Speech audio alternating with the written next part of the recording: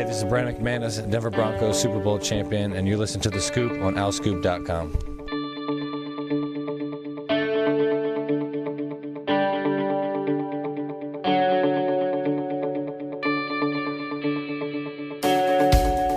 Hello, everybody. We're back on The Scoop, Season 5, Episode 13. I'm John DeCarlo. With me today, Kyle Gauss, Graham Foley, and Sam Cohn with us at the start of the podcast. We're excited for all about of that. it, the full length of the podcast. Full length of the podcast. Ran over here after class. Made it through the rain. Yes, made it through the rain. Graham is wearing a Sixers Mitchell Ness thing, which is it's beautifully crafted. Could also be like a Detroit done. Pistons thing, like the '90s Pistons. Yeah. It's red, white, and blue. You look it's like red, Bill white. Lambier's son. Who? Will Lambier. Okay. I Do don't. you know who Bill Lambier is? You don't know who Bill I Lambier know the is? name. I just don't know. I can't. The Bad Boy Famous- Pistons? Oh, the bad. Thank you. Okay. I would say, who's the earliest like Pistons player you can like think of? Sam is younger than you and yet has this knowledge. He was the Yeah, guy it's who just I'm not a he big was basketball the guy. 6'11" big on the Pistons I'm that not used a- to just like I'm a big body. I'm not a guy. big basketball guy. he just Says like the the guy wearing a Mitchell and Ness You just Sixers said I'm a thing. big NBA guy. I said While we're not ta- a big NBA. I corrected myself because I do like college basketball. Graham, I he was the don't kind of guy that would just like punch people on the court. Yeah, and I and know just about really I get know after it. about the Bad Boy Pistons. I couldn't name you most. What's your first Pistons memory? my first Pistons? Mhm. I don't know. I Ben know Davis. I saw the Mouse at the Palace. Like I saw Okay. the all over YouTube and stuff like that when I was like younger. But It was good. that's really it. I was living in Indiana during that time. People were very upset. I can imagine. Jermaine O'Neal, Steven Jackson. It's going crazy. Yeah. Was Rasheed Wallace after that? He was on that team. He was. He was on that team. I don't think he was involved in the actual altercation, but he was on that team. We talked about that in class today. It was Mouse fun. in the Palace? Yeah. Oh, so it wasn't even your Specifically. own memory. You're just taking Fran Dunphy's memory. No, I also saw it on YouTube. And Fran was not the one who brought it up. Okay. Kyle. Kyle. Malice at the Palace. Also known as basketball, according to Wikipedia. That's so much better. Yeah, I've never heard that. That's a good Oh, we one. need was to your- say that what was from your now on. Malice What at would the you Palace? call Saturday's game? Malice and Dallas?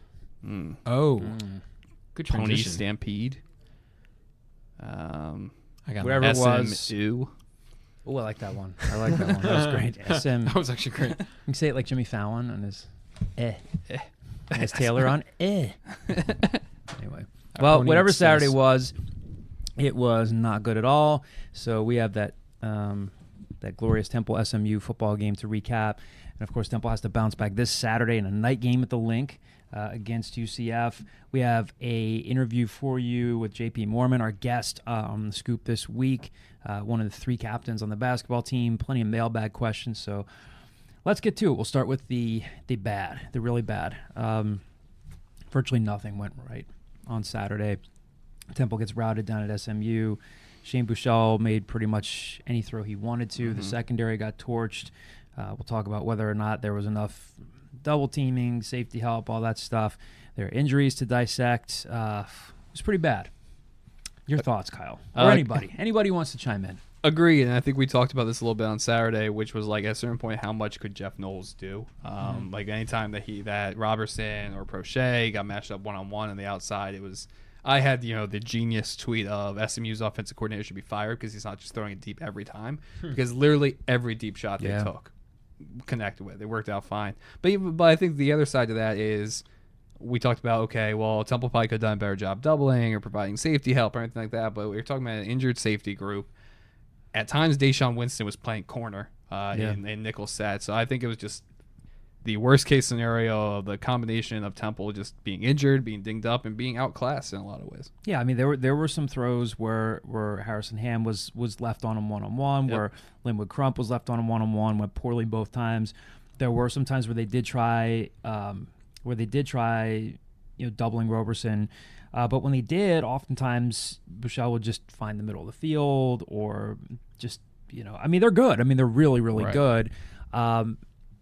Again, I mean without the benefit of dissecting things on film. I mean, do you think he did enough, or was this just a case where, no matter what, it just wasn't going to work out, and there were just too many? Who are we talking about? Jeff Knowles. Oh, yeah. No, I mean, I think this was a situation where it was just I don't think there was much he could do. I don't think there was a scheme or something he could implement that would be like, well, they only scored 28 points against us. They were an offense that has surpassed 40 points 3 straight times. They mixed in different looks. I mean, Ty Mason played a fair amount at cornerback. Yeah. Christian Braswell lost his starting job to Linwood Crump, but replaced him at a certain point, probably played a little better. I think they were trying to make moves and they were trying to react.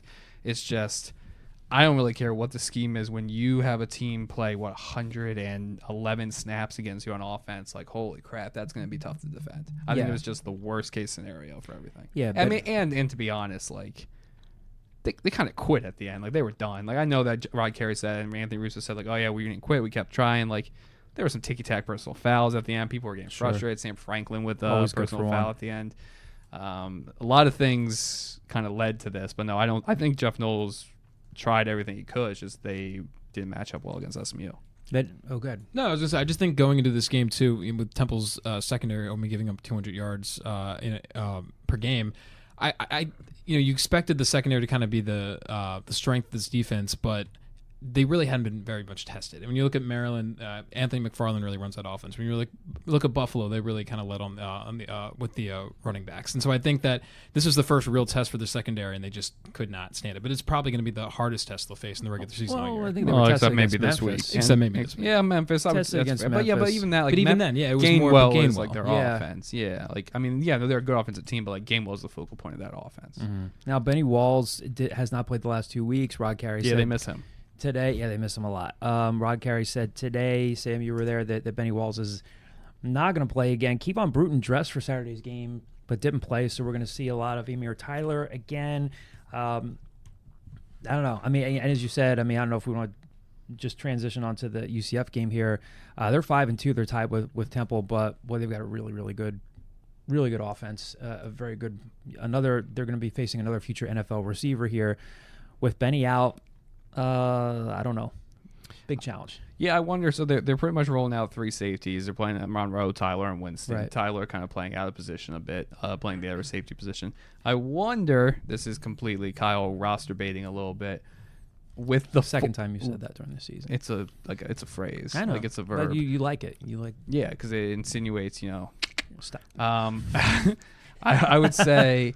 This is gonna actually be a weird segue after that. I wonder with the 4-game rule and still being able to redshirt, if you do start to see some other guys, if you see MJ Griffin kind of can play in there and maintain his redshirt status. I just think that they need, if Benny Walls is going to be out for a while, they're going to need to develop more depth out there because you just had guys play 111 defensive snaps with just 3 safeties. I mean, Emir Tyler went from having basically never played in his Temple career to 2 weeks later he played 91 snaps against the number 19 team in the nation. Like I wonder if they do it to create some more depth there. Sam, I was over basketball today talking to JP. You were down there today at practice for the media availability. I mean, obviously they got their butts kicked Saturday. What was kind of the general tone down there amongst Rod Carey and the players? Definitely not great. The 2 big things that kind of repeatedly came up were a lack of focus leading to drop passes and the inability to convert on 3rd down. So you got some on both sides of the ball that guys just were not where they needed to be. Yeah, we haven't gotten the drops yet. Right. It came up in Rod Carey's press conference, like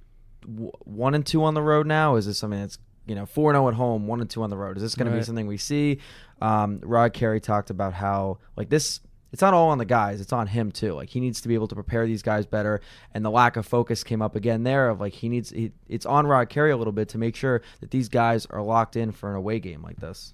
Yeah, I mean, talking about the drops, I think that's a good point in the sense that it's not all the drops, but if they had caught – if Jaden Blue catches that open touchdown, if Isaiah Wright catches that open touchdown, then that game has an entirely different feel going to the 4th quarter instead of it just being – I was about to say run out the clock, but SMU was not trying to run out the clock. They were trying to score there with 2 seconds left. I wonder if that had something to do with the aforementioned personal fouls and maybe being like, oh, okay, you want to keep playing tough? We're going to keep playing tough. Yeah. But, yeah, I wonder just how much different that game is if Isaiah Wright doesn't have the worst game of his Temple career, if Jaden Blue catches his wide-open touchdown. I don't think that would have solved anything on defense, obviously, but maybe it ends up being one of the more like 2015, 2013 SMU games where it just becomes a shootout instead of absolute thrashing. And there were even some short passes, too, on 3rd down. Yep. To David Martin Robinson.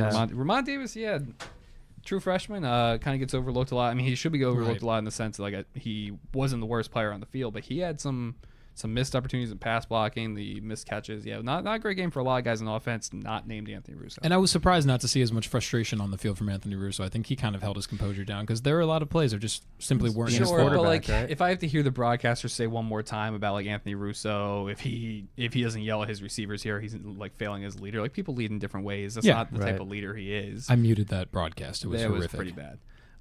At one point they were like, and his dad's Oh, God. high school T-shirt is When you older said than that- him. Like, That's the first thing I heard when I turned on the game. That was the 40-year-old first thing I T-shirt heard. is older than a college. Yeah, like he didn't have a kid when he was 15. And then you mentioned, then they like immediately mentioned the 2 offensive coordinators for for SMU. It was the shirt was older than them. It was like, all right, that's actually a that's good better. stat. That's a Maybe better point. Go with that one. But yeah, it's a rough broadcast, rough performance for a lot of Philadelphia teams in Dallas this week. Isaiah Wright, and again, I think we have a mailbag question about. Yeah, I mean, quite arguably his worst game. Worse. Every as a aspect Temple of his player, game even, was like bad. can't say well. I guess would you call that a punt muff? Even though he He botched the punt recovered, return. yeah, botched the punt he return. didn't. Yeah, he gets it back, and it's not catastrophic. But instead of it being a fair catch, it's a 12-yard loss. Yeah, and in an Kendall- area that you were an All-American in returns. Yeah, Kendall Bunch, who's on our staff, tried talking to him today at practice, and we requested him. Was not made available. Someone on the media relations staff said he was injured, but that he's expected to play on Saturday. Did want to talk to him about just what's going wrong with him.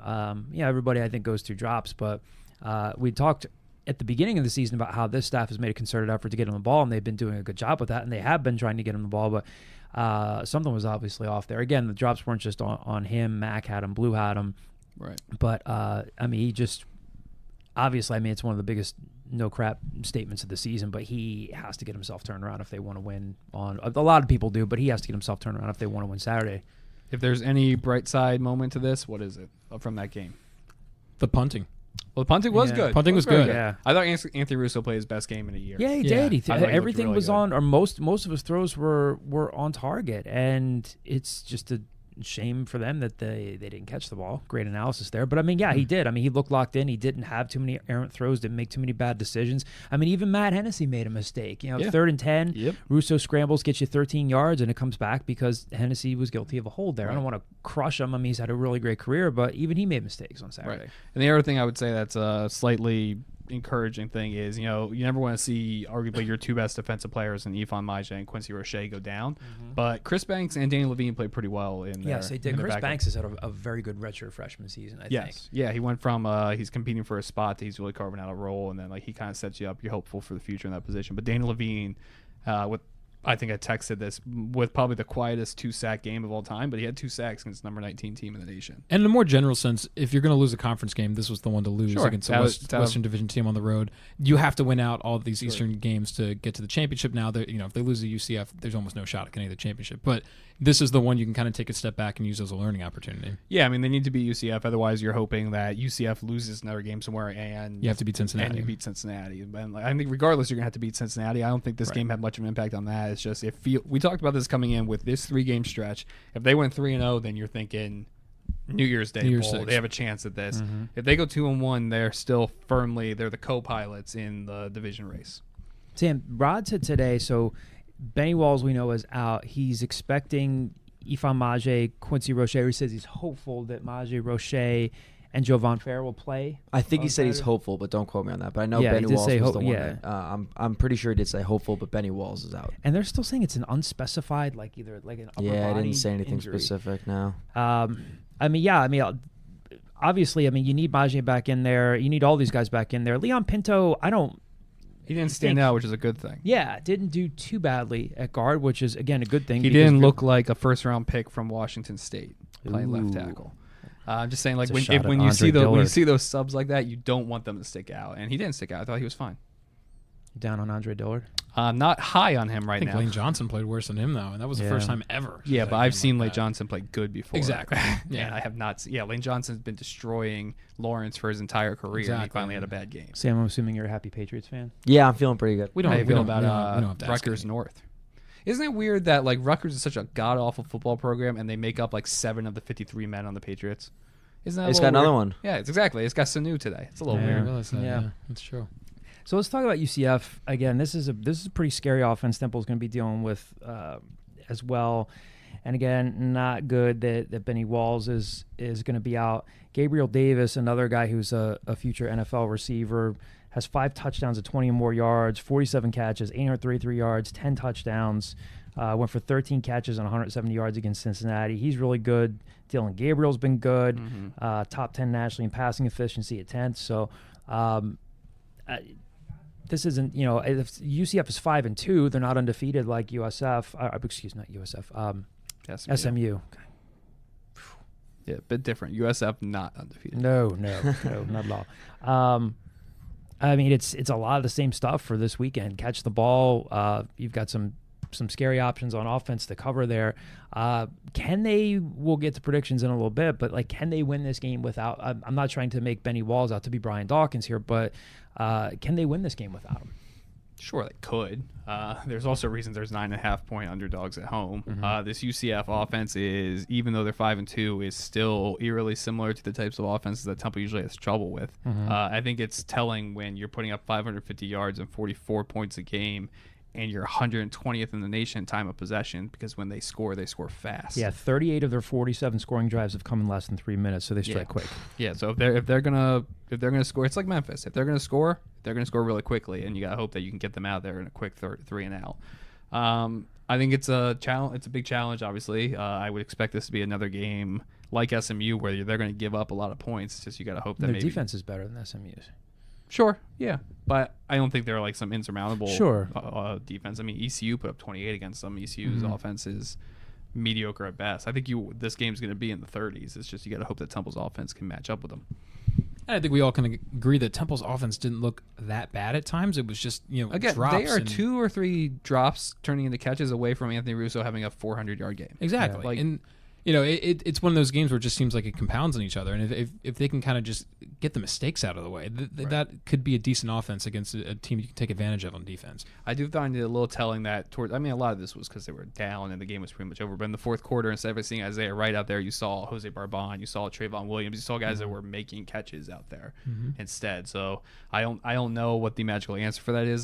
The TV pundit would be like, oh, they got to spend more time with the jugs machine this week. But I don't know if it's that simple, but it hasn't been an issue that much this year. And out of nowhere, we talked about last week about how every time you've identified a glaring issue with Temple, the next weeks they haven't really been issues.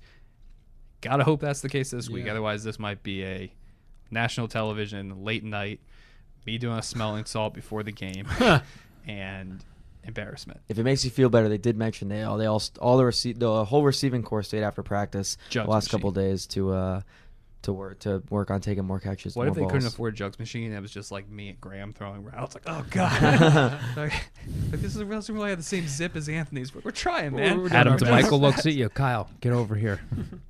Can you throw a 10-yard out? No. No, sir. Well, The that answer is no. 10-yard out's actually like a 40-yard throw. Like with the oh man, that's hard. Stop making excuses. Could you throw a 10-yard out? Sure. It wouldn't look good, but I could do it. I'd get there on time. Could you? I could do that, I think. Yeah, It wouldn't, it wouldn't be good. Yeah. Another knock on Kyle in the decathlon discussion. Yeah, because we're throwing decathlon. Oh no, I know what I'm going up against here. He wouldn't get past the 5-yard. If we were playing like pickup football, Graham wouldn't get past the 5-yard line against me. Like within the 5 yards of contact. No chance. Oh, I'd spin right out of There's you. no You chance. can't There's keep no up. chance. You I've can't You keep see up. Graham's footwork? Yeah, exactly. I'm Yeah. tripping Sam Graham. knows. I'm driving Are Graham. we to the organizing ground. a turkey bowl in Of which course we we have are. a Of travel course budget we for are. Sam to come down for our greater No, Boston see, Metro? what's gonna happen? Far What's too gonna old. happen is Kyle's gonna hit me in the first play and be like, "Ooh," and then, Yeah, I'm, that's then exactly. I'm And gonna, then and then he's gonna scared get and tired bruised. because he's Kyle, and I'm just gonna run by him. Oh, elaborate, please. He's going to get tired because he's Kyle. Graham, When do you I've not been talk about Kyle being destroying tired? Turkey Bowl games as a slot receiver and middle linebacker since you Wow. were literally like 4 years old. Are Turkey Bowl games amongst like high school friends a thing up in your neck of the woods too, or no? A little bit, but I don't spend Thanksgiving at home like with my friends. I'm with family in upstate New You're York. about There you like go. 4 years away Oh, from he's it no still longer me. being a thing. So are they maybe, are they a like, thing in I'd upstate say- New York? Yeah. Oh no, not with my family. Well, maybe, but not with my family. They were my my a thing family's in- not the type to have a turkey bowl. They were a thing for like my friend group until like 25, 26. And then I mean, they that's the go thing. away. They go I'm away. with Sam. I just never spent Thanksgiving at home, so we never even had that opportunity. But with our family, it was always a thing. You'd be like Streets of Philadelphia. You'd be bruised and battered. Yeah. There'd be no way you would survive against me. Oh, okay. Big Some boy. Springsteen You're very lyrics. frail. I just said Streets of Philadelphia. Yes, it's Springsteen lyrics. Yeah. I know. I'm just Bruce Springsteen is a I- popular singer-songwriter from Asbury Park. Well, New what's your Jersey. connection to Streets of Philadelphia? What are you saying? That's the lyric. Is I Bruised know- and I know- Battered. yes, I was I just got saying. that, I was about yeah. to say Bruised and Battered, and I wanted to give allusion to the fact I was taking it from Okay. lyric. Okay. Before our time. Yeah. yeah. I got the reference. All right. I know the song. Do you know about Bruce Springsteen's like questionable personal life? I don't. About how he like left his wife or he cheated on his wife with a 9/11 widow. What? Yeah, look it up. There's some things.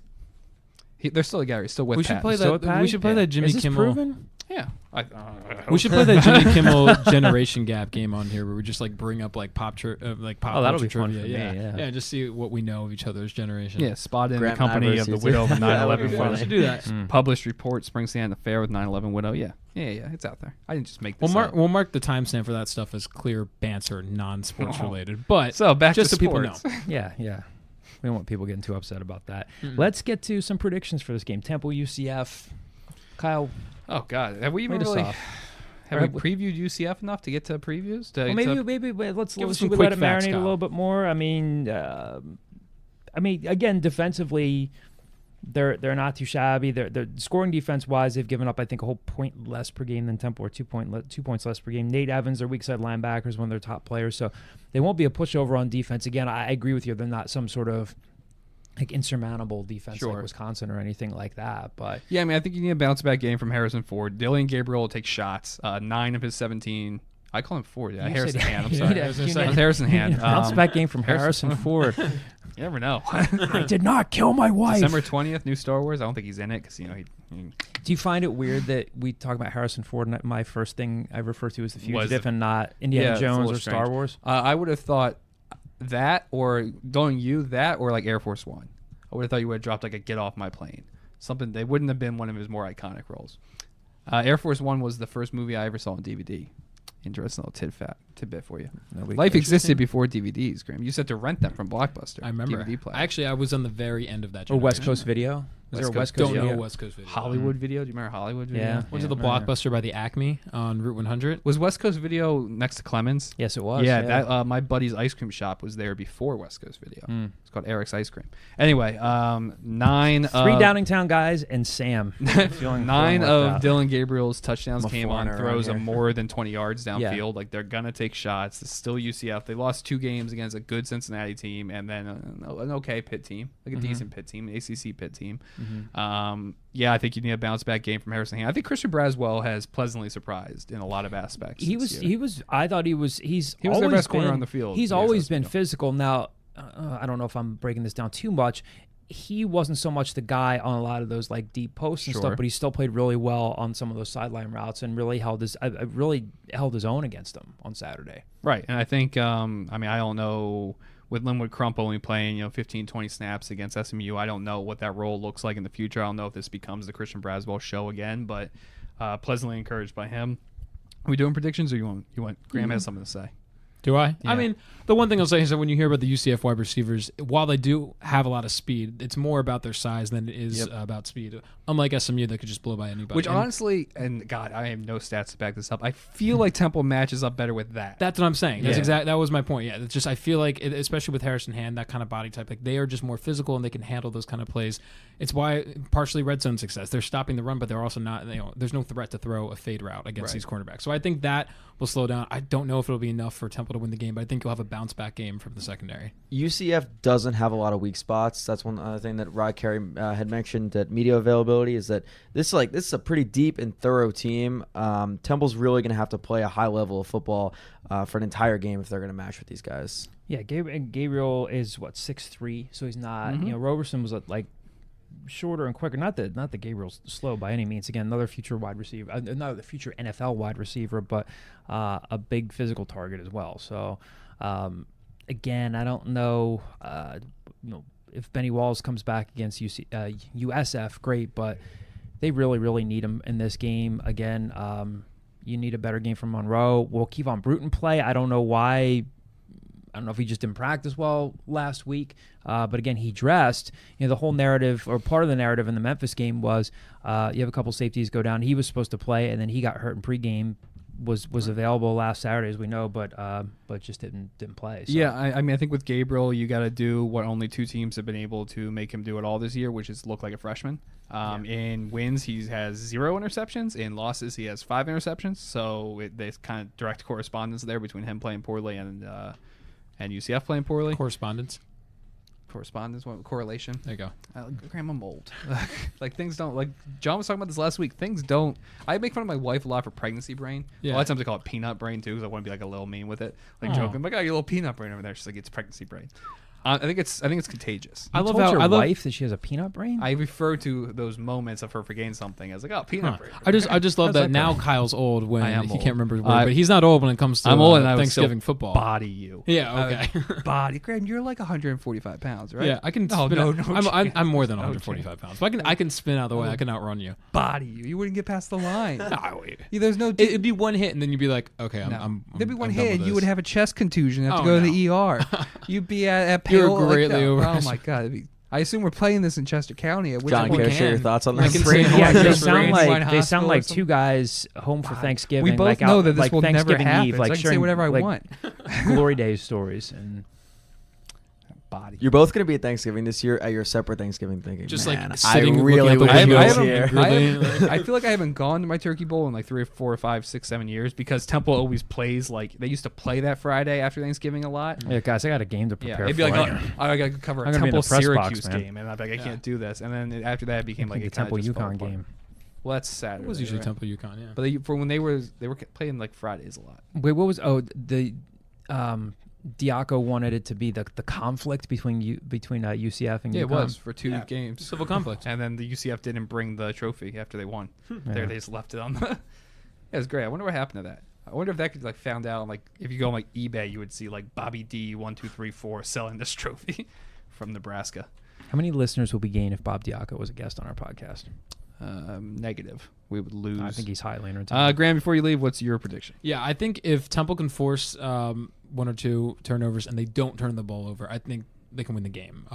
But I don't see that happening. I think it's going to be. I think they're going to put up points. I'm going to say 35-28 UCF. Anthony Russo doing better protecting the ball. He hasn't thrown a Yeah, pick in absolutely. quite some time. 3 games. Sam, what are you thinking? If you look at the SMU game, Anthony Russo did have a really good game, as we mentioned before. The box score does not. It's a little deceiving. It doesn't show that because of all the drop passes. If you go for Pro Football Focus, it's his best performance of his career. Nice. And that's one of the things that he needed to do and the Temple needed to do to beat SMU. But again, they couldn't get the offense going because of those drop passes. I think a game at home against a really good UCF team, I think he comes out and does the same thing. The question is, does these receivers make those catches? Can they get that offense going? I was going to say 35-28 too, so I'm going to change it because I don't want to have the same prediction as Graham. I'll make it a little bit larger of a gap. I'm going to go 35-24 UCF. John, what are you thinking? Real quick, give me your knee-jerk reaction. You still okay with the Todd Centeo packages? I mean, I don't know. I think as a concept, I like it. It's just not been working. So stop. I don't think you should be married to it. I feel No, like they were shoehorning definitely it not. in the second Yeah. half. And that was the problem with Jeff Collins. It was shoehorned. Even if they're not doing the same things about disrupting the rhythm of the drive, it should never be forced. It should only be a secret weapon. And I think with the teams in the NFL and other ways, whenever they do use those kind of packages, it's always at the right time. And Temple can't seem to figure that out. Right. Agreed. Your prediction. Right now, for whatever reason, trending positive. 41-38 Temple. Late Will Mobley field goal. It's going to be an ugly Every game. time you predict a win, it's a late Will Mobley. I field literally goal. gotta get said the that little guy exact from score Lidditz and that some- exact his ending due. for the SMU game. I said 41-38 late Will Mobley field goal. I just want that on the record. Didn't you predict an SMU win too? Or I mean, it's a win over SMU. I did. I yeah. predicted a loss. Our predictions are meaningless. And but you had the only win against Memphis. So some would say I am right on. I the only He's not going to give you reason any credit. I don't know what my prediction is going to be. I'm gonna try to convince myself. I think Dylan Gabriel going on the road as a freshman. I think there's possibilities to rattle a freshman despite how good he is. I He think did lose 2 road games this year. he lost 2 road games, threw a lot of picks in those games. We talked about earlier. I think Temple matches up better with these wide receivers than they do with like guys like SMU, like Robertson, Prochet, or like if Temple played Penn State, like KJ Hamler would kill them. Absolutely. Like he would just burn them. I'm gonna say they win. I'm gonna say Temple wins this game. I'm gonna say they win this game 34-28. I think it's still a single possession game. I think it's a single possession game. I think UCF has the ball at the end and Temple gets a stop. Now that Kyle said that, can I change mine? I want to be right. 34-26. you look like Jim Fossil's son, Wim Fossil. You look like you would be the like an extra in Law and Order SVU, but only the first part. You look like a 76ers fan from You like would the be the kid 80s. that disappears. Thank you, Sam. Wait, what did you say? You would be the kid that disappears, and they'd be like, like He was wearing a basketball jacket. executive producer Dick Wolf. And with that, I will see you later. Graham's heading to class. Godspeed. I appreciate it. Anyway. Sam gets a stand now. Yeah, Doesn't we have to got- hold the mic to his face. You know what? I don't know. Maybe he's comfortable. Took long enough. Yeah. It's like $8 to buy a new stand, and we just refuse to do it. Well, we'll get it eventually. So you're predicting a win with a stop. I'm predicting that Temple has the lead, UCF has the ball. Your mind immediately goes back to 2013 with a diving touchdown to win the game. I'm going to say from J.J. Roten? Was that the wide receiver? J.J. Wharton?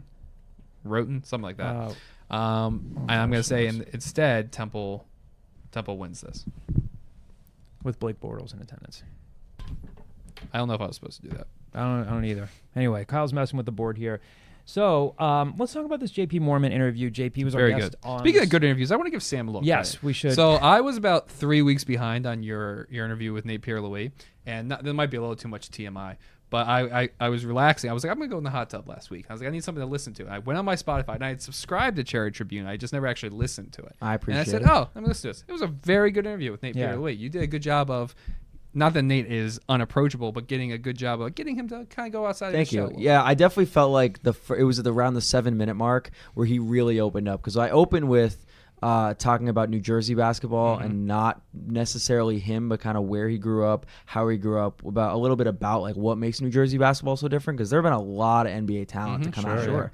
So at that point, he was like a little back in his seat. You know, he wasn't up in the mic. He wasn't super animated, and he was kind of just rattling off names and places he played, guys he played against, whatever. And then I asked him more about him, his mindset, his mentality, and like the question about NBA players that he looks up to and models his game and his work ethic, more importantly. After that was when he like hopped up into the mic. He's got his hands going, he's like in his face, he's laughing. I really felt like I noticed that, and I noticed when you start talking about like JQ on the gram, and you're like, oh, like he plays street ball. He's like, nah, man, I've been telling you. Like, I was like getting in his face. I was like, okay. Yeah. I was like, Nate Peel's because if you know Javon Quinley is Yeah. like, Javon is, his Instagram is all at Dykeman Park, Right. So to hear that he's like in the gym, it was cool to get that different perspective. No, that was very good. So I would suggest to everybody that they give Yeah, that very a listen. good. Where can Very they good find the conversation. Cherry I Tribune? appreciate it. Anywhere you find your podcasts, Apple Podcasts, Spotify, Stitcher, all the good ones. There you go. There we go. And speaking of basketball, Yeah, so JP Good was our segue. guest. Was our Thank you, guest Kyle. today. Talked to him earlier today. Again, we record this on a Tuesday, so I talked to him over at the basketball facility. Ironically enough, while I was waiting to talk to him, Nate was having an animated conversation with one of the managers, a couple other people. They were talking about 90s Jordan, who was better between him, LeBron, all this stuff. So, none of them were really alive for 90s Jordan. nah, but Nate was very, very animated about it. But yeah, talked to JP Moorman, again, one of three, I guess you'd call him a tri-captain this year, along with Quentin Rose and Nate Trifold Pierre-Louis. hat. Tri-captain. He's the back right. It's back right corner. So an awesome conversation with JP today. Really insightful guy, really smart. A lot of great answers, a lot of stuff that we got into here. Asked him about what it means to be a captain. Where things started to kind of turn the corner for him last season. You'll hear him say here that stats don't really matter to him, and I think that backs up, because you can even just see, if you just scan his all the games from last year. He'd have a double-digit game here, and then one of the things you can say about him is he doesn't really force shots, doesn't really take shots out of turn too much. And Right. One of the things he told me today, I mean, it sounds trite, but I think he really backs up, is like, I really don't care about stats. I just want to win. He's been a good defender. Quietly, people don't realize this was the team's top 3-point shooter last year. Didn't obviously take as many attempts as Shiz. It wasn't necessarily looked upon for that, but has a pretty good shooting stroke. Asked him, you get kind of described and branded as this kind of like do everything player, and he does defend, he does rebound, but they're going to need him to shoot it this year, because yes, they do want to push the pace, but they are going to want to try to space the floor out. So had the chance to ask him about that, and just even some of the guys he played against growing up. I mean, we actually talked about how Philly guys will have pride in like Philly basketball. Nate and Josh have pride in North Jersey basketball, which is a terrific brand of basketball. And then JP said, he was like, yeah, I'm biased. He's like, but I think we've got some of the best players down in North Carolina too. And he'll tell you here about when he was a sophomore, actually got a chance to play against Ben Simmons when Ben Simmons Went about was the in way high you school. expected. At Monteverde. Yes, yeah. So, and played against a couple of future Duke players as well. So we'll play this J.P. Moorman interview for you, and then we'll talk about it after on the other side. All right, so we're very pleased to have Temple forward J.P. Moorman with us on the Scoop this week. J.P., appreciate it, man. How you doing? Thank you. I'm good. Glad to be here. I love podcasts, man. Thanks, man. Appreciate it. So let's start with you being a captain. You're one of 3 captains on the team this year, along with Q and Nate. That's a big honor. What does that mean to you? I mean, it's just a really big honor for me personally. Just knowing that Coach McKee trusts me that much as a junior, and just kind of shows the hard work I put in, and just being able to be a good leader to this team is all I care about. There's a graphic and like a poster out there with the 3 of you guys lined up, and it looks exactly like an old Temple poster with Eddie, Aaron, and Rick Brunson. Was that intentional? Did you get the reference there? Yeah, they showed us that picture right before we did the photo shoot, so that was what we were trying to emulate. Is there a lot of talk about that stuff? I remember when you came in with this class, a lot of the guys, you're young, but you had awareness of what this program was like when it was going to Elite Eights and really winning in the tournament. Is that just something that, obviously, I mean, it's a no-brainer. You guys want to win. You want to win in the tournament. But is that something that you guys were aware of coming in? You kind of like just getting back to that stuff? Yeah, definitely. With every school that recruited me, I started to research them and just, get to know a little bit more about them. So, that was the first thing I did with every school. And it was crazy because it was one day Coach McKee, the first time Coach McKee called me, I was actually playing NBA 2K. And I was randomly playing with the Sixers, with AI's team. And then I'm looking at the roster, and I'm like, yo, I'm on the phone with you? You're on the game, you know what I'm saying? I was like, wow, that's crazy. So I did my research on Temple and just saw the historic success that they had. And they sent me a couple graphics about how they're the 5th win in the program, and I was just like, wow, being a winner is like all I care about. So just win is all that's ever on my mind. Don't really care about the personal numbers, all the other stuff. So that was the biggest thing for me, like the program history and tradition, and just winning. That's just the culture of this program. What does it mean? Obviously, so you're a captain now. What goes into that? I mean, you hear about it all the time. This guy's a captain. This guy's a leader. What does that actually look like? If you had to explain to a reader or a fan or a listener, like, what does that mean for you in terms of like holding guys accountable? What changes for you with that role now? I mean, I've been a leader my whole life on every team I've ever been on. I was a captain my junior, senior year in high school. Being a captain this year, it's no different. I feel like I was a leader last year. Maybe not the biggest vocal leader just because we had Shiz and Ern. But I was still a vocal leader, and guys usually respect my output or the input that I give. I have a pretty good basketball IQ, so guys respect that, and that's all it is. And I try to lead by example, so I work as hard as I can, and usually that just shows. It just gives you respect. It gets you respect. So. You started the last 9 games last year. Your 3-point shooting percentage started to go up, and you really started coming into your own as a player. What is there something that clicked for you, or was it just getting more of an opportunity once you started? What started to kind of like help you turn the corner a little bit? It was probably definitely just that Davidson game. Just gave me confidence boost, and I feel like anything can go well for you if you have good confidence in yourself. So that's just kind of the way I think. As long as I'm confident in myself, then I feel like I can do anything. I mean, a lot of times you get viewed as like this versatile, do-everything player. You can defend, rebound, hustle.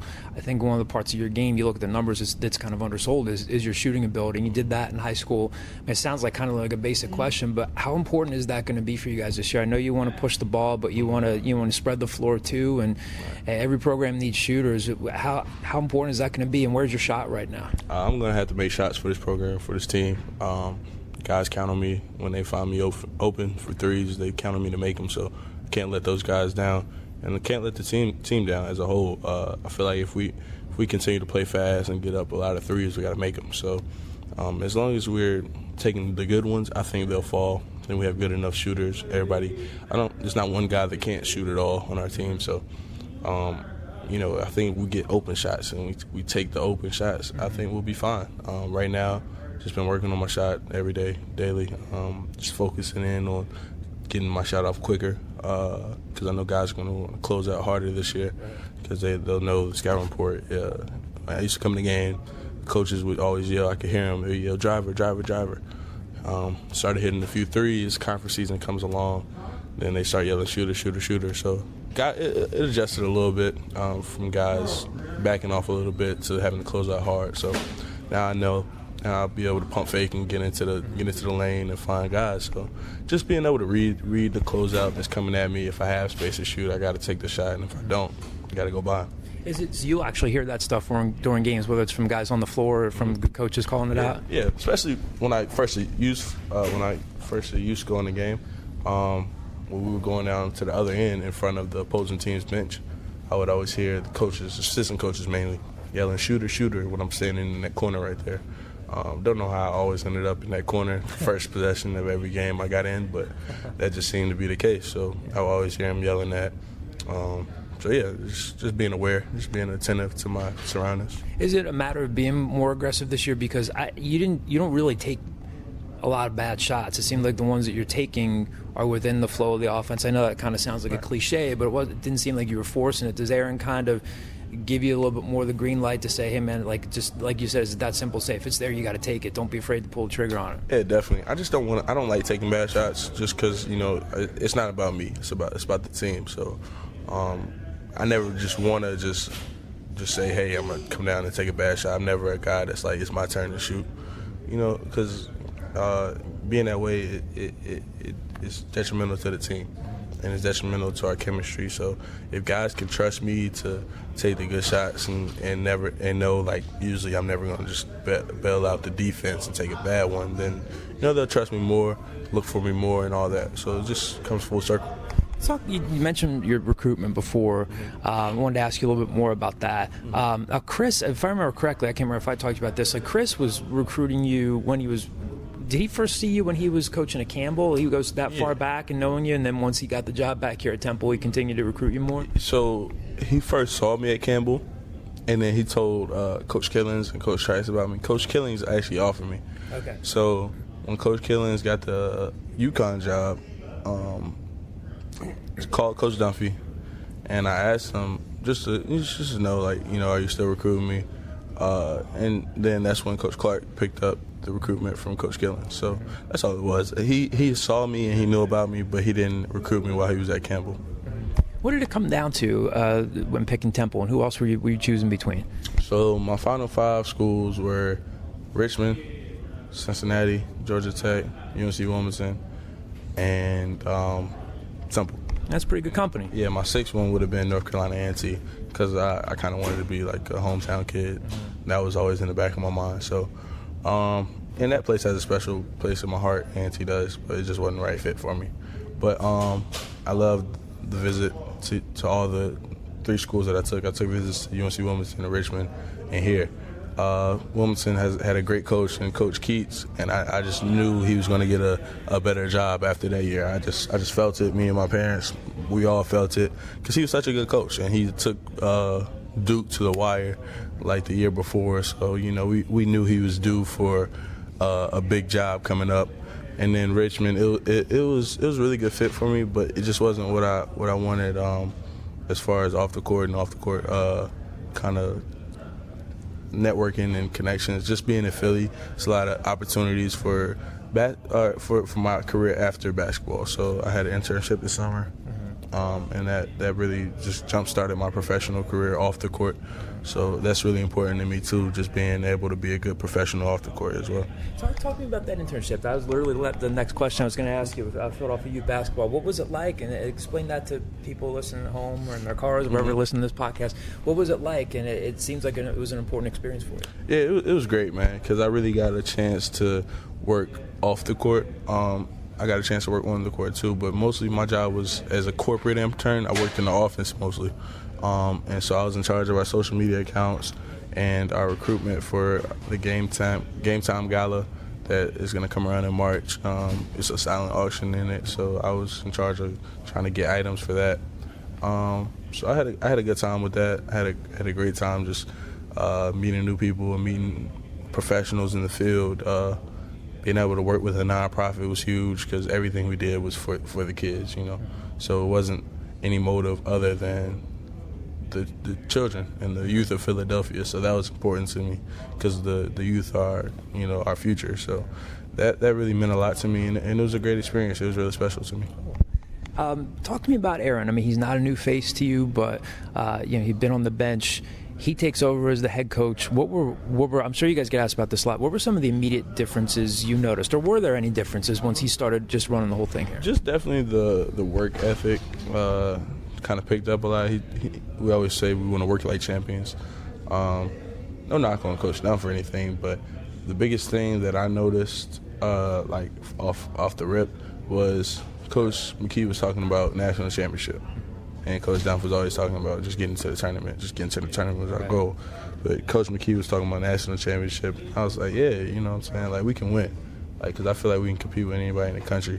As long as the score starts 0-0, you know. I feel like I can take these guys to war with me anytime, and we can compete against any 5, 10 guys, whatever it may be in the country.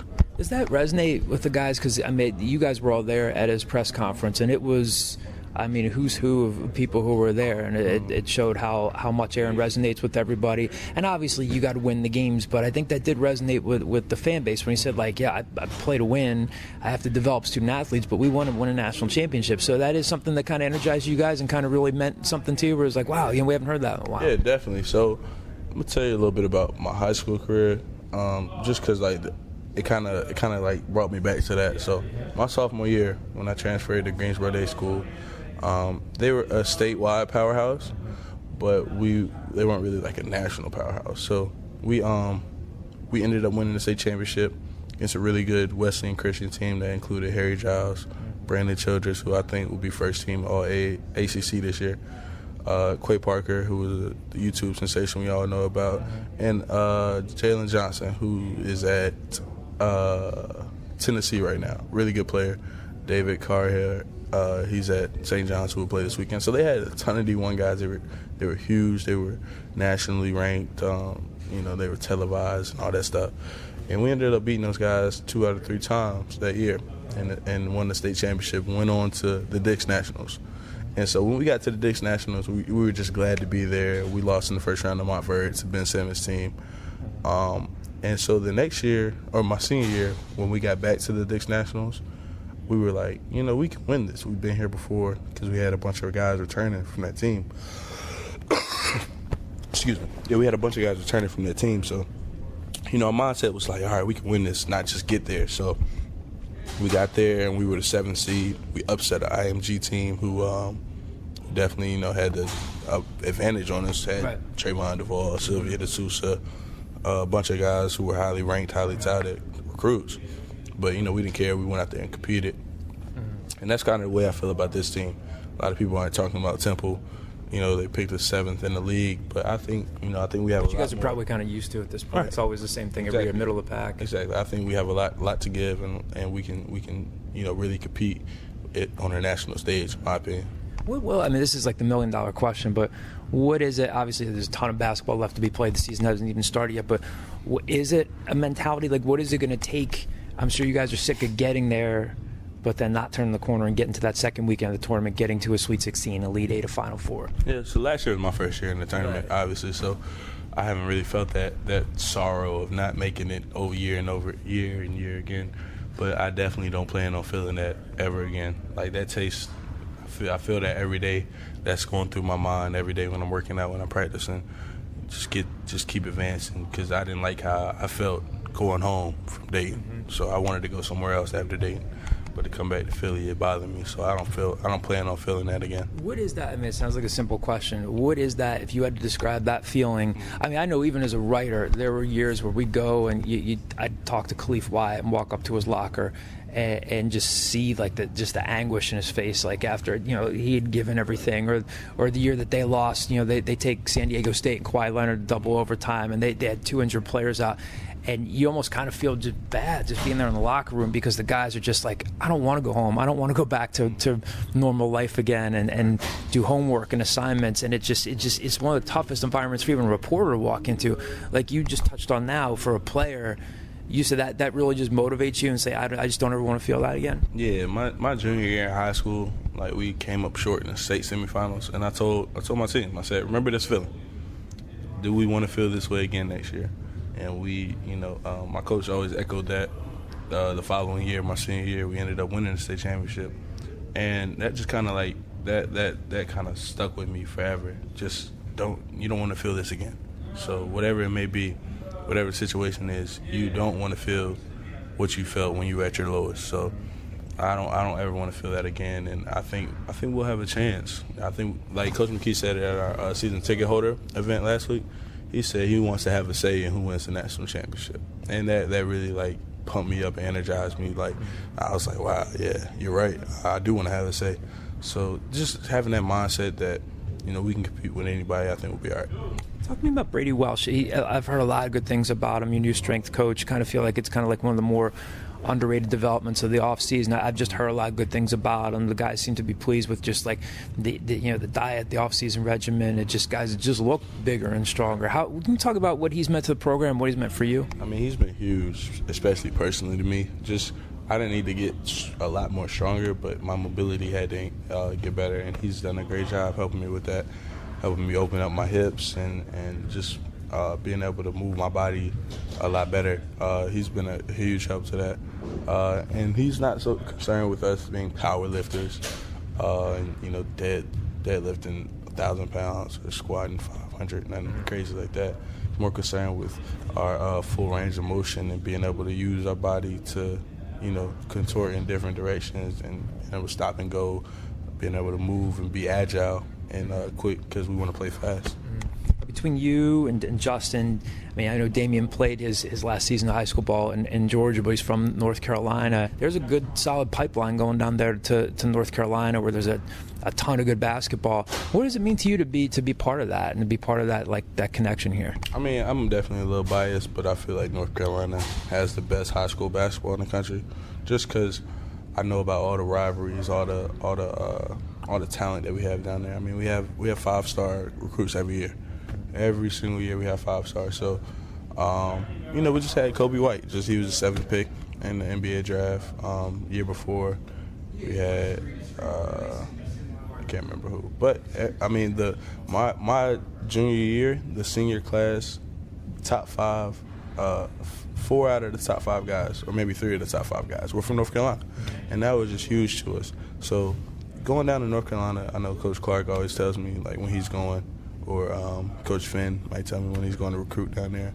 That just means a lot to me, just knowing, like, not necessarily like I started it, but I know, like, I've carried on the tradition of good players, coming from North Carolina. How would you describe, like, the culture of basketball down there? Because it's kind of cool because, I mean, I could talk to Nate and Josh, and North Jersey basketball's big. You're in the shadows in New York. You can talk to Philly guys around here, and it's big around here. In Georgia, it's big. Is it a thing where you're just growing up and you already know who some of the top guys are, and you're saying, like, I want to play against that guy, I want to beat that guy? Well, if you had to describe it to a fan, like, what's it like down there growing up around there? Yeah, I know those Jersey guys like to team up, you know what I'm saying? Like, that new team with Jonathan Kuminga and Noah Farrakhan, they're going to be great. Those two guys are super talented. But I know we took pride in competing against each other. We would compete with each other in the summer. Guys would play on their respective AAU teams, respective high school teams, whatever it may be. But we just took pride in competing. Like, you knew you had a matchup coming up. Like, it was a big deal in North Carolina. Like, player matchups were huge. Like, it would be camps and stuff where they would actually, like, write out, like, the player matchup. So guys would come watch that. Courts would be filled. It was just a good time in North Carolina. Guys would really compete. Moving a little bit away from that nowadays, but definitely back when I was in high school, we were competitive, super competitive. So we got some mailbag questions for you. I'm going to start with one from your father. He wrote to me on Twitter, said, ask JP who have been the top 3 guys to guard in his life, not just collegiate. He's guarded some headbangers. I know you probably dropped a few of the names already, just in some of the guys you've competed against. But if you had to name a top 3, who would they be? Top three. Definitely Marvin Bagley. Competed against him twice. My 16 and under year. He's 15, but he was still amazing. Such a young age. Harry Giles, his junior year. That was arguably the best high school player I've ever played against. And then go a toss-up between Ben Simmons and Bam Adebayo. Now you're guarding Ben. I guarded all these guys. Yeah. Now, obviously, I mean, like the Duke guys, Ben. Like, it sounds like a simple question. What's the mentality like when because, I mean, when I was growing up in the 90s, there wasn't as much. Social media didn't exist. You guys know about all these guys. You know who you're matching up against. What's the approach like? What's it like when you're matched up against them? I mean, I will always watch film on these guys, too. I will always watch their mixtapes, see what they want to do, see how they're just embarrassing people, and be like, all right, I'm not going to be on that mixtape. You know what I'm saying? Like, that'll always be my goal. Like, I'm trying to put them on mine. And just win the game will be the main thing. Like, I know if I do my job well enough guarding these guys, we'll win the game. So we beat Marvin's team one time, lost to him one time. 2-1 against Harry, and then lost to Ben. They were too good for us. Give me a scouting report. How'd you do against Ben the times you were matched up against him? So I remember he had 14 points. I was a sophomore this year. This is before I really got really good. So you're a sophomore. He's a senior at this point. Yeah. So I mean, I was out of my league almost, but I mean, I just competed and I just competed and played as hard as I could. Tried to make it tough for him. He wasn't shooting threes or anything, so I just had to stay in front of him. But I mean, he was just bigger, stronger, faster. So I just had to give everything I had. And another guy I throw in there too, Miles Bridges. He was tough. We competed against each other at the Chick-fil-A Classic. It was a really good game, really really tough. Really good environment down there. Don't know if you've ever been there, but that environment is crazy. Those people just come out to see those basketball games. They're lined up outside the door all the time. But that guy's nice. He's big, strong, fast, athletic. He has it all. How much of it is like when you're a player? How much of it is? How much do you experience in terms of nerves, and how much of it is do you say, this is also pretty fun? Like, is it a mix of both, or do you kind of just block out the nerves? Nah, I love it, man. I don't even get nervous no more playing basketball because this isn't like pressure to me. I love basketball. It's something I want to do every day. Pressure is something that you might actually struggle with, something that's not second nature or anything like that. So people talk about you see single moms struggling and stuff like that, like the quote Damian Lillard made about this isn't pressure. I feel the exact same way, and I've always felt that way. I've always felt that way. So probably just ended up on Quentin Rose's Instagram story here. Here we go. We'll find out. We'll check in on that later. Another mailbag question. This comes from one of our subscribers on Al Scoop. Chi-Town Al is his screen name. How does the team hope to win rebounding battles this year and limit second chance opportunities? So we won the rebound battle against Georgetown, and they were a lot bigger than us. But we were just way more physical and just assertive, and we just really brought the fight to them. So that's how we're going to win rebound battles this year. How much, it's an obvious question, but how much of, as a team you focus on everything, but there have been some games over the past couple seasons. There was that Houston game a couple years ago. They come in and out rebound you guys, and they're doing it with guys that are 6'6" and 6'7", and how much of it is, it sounds simple again, but is it just focusing on fundamentals and just wanting the ball more than anybody else? It's not even fundamentals, man. It's all heart and toughness. That's all it is when it comes to rebounding. So if we can win those two battles, have more heart than people, have more toughness, just want the ball more, I think we'll be fine on the class. Another mailbag question comes from Green Street Al. Since Coach McKee has different philosophies than Coach Dunphy at both ends of the floor, which side of the ball do you think this team will show drastic improvement on this year, and why? Defensively, because he preaches. He always says nothing matters if we don't guard. So I believe that's very true. We can't play fast if we're getting the ball out the net. We weren't a horrible offensive team last year, but I think just playing faster suits the athletes we have a little bit better. So definitely defensive will be the biggest difference you'll see this year. What is he like as a coach and coaching defense? There were some fans who thought, Aaron's going to bring the matchup zone back, and Aaron's told me, he's like, you can't necessarily go back to that. Guys are too good against it, can shoot over it, but just the level of players that he guarded, the demanding coach that he played for, and John Chaney, and what does he bring? What's it like being coached on defense by him? So we have Coach McKee, obviously, who's a great defender, but our defensive coordinator is Monte Ross. He just does a great job of making sure we're always in the right positions, and he always tells us the monotonous stuff is really important, and we're going to get bored doing it, but we can't. Because good is our enemy, and we're trying to be great. We can't settle for good when we're trying to be great. So he always preaches that. And Coach McKee, he's more so teaches us the on-ball techniques. And Coach Monte Ross, he's he's like the defensive coordinator. He sees over all the defensive aspects, the off-ball coverage, ball screen stuff. But definitely on the ball, we can go to Coach McKean. He'll definitely show us some tricks and trade that he used playing. I want to ask you another question before we get to a couple more from the mailbag. The trip to the Bahamas, what was it like? I mean, what did that do for you guys, just blending in all the new pieces and just playing for Aaron as a head coach and a new staff for the first time? Yeah, I think it was great because we got a chance to bond a little bit more as a team because, it was a great experience to be able to get off our feet when we had our downtime. We got a chance to just, chill on the beach and have fun in the water. So, yeah, it was a good time out there. And we're joined by the presence of Chris Clark here, who just walked by. So everybody's walking by here. Another mailbag question from the screen name TU1834. Favorite and most memorable home game and road game of your Temple career so far? Home game, I would say the Houston one that we won. The most bittersweet one would be Cincinnati. I had 20 points, but that was my career high, but we didn't win. So it was bittersweet to me. And then road game definitely would be most memorable would be USF because we almost lost at the buzzer. The guy missed 4 out of his last 6 free throws, I think. So that was crazy. And then my favorite road game, probably any time we play at Wichita State. The arena is crazy. It's so loud. And you had a real good game out there, too. Yeah, it was all right. It was solid. Next question. This one from Twitter from @ZMcClellan. Best Hezzy pull-up Jimbo on the team. Coach Clark thinks it's him, but you just put a hand. He did have pretty good. Put a hand up. Won an A10 championship. He can shoot. Yeah, you put a hand up on him though. Negate him, but Monty Scott definitely has the best Hezzy pull. He's just a natural born scorer. Scoring just is easy for him. What's it like to see him play and practice against him? The hardcore fans that know the program, they know that he transferred in and know that he played really well at Kennesaw. He was a real good high school player up in North Jersey.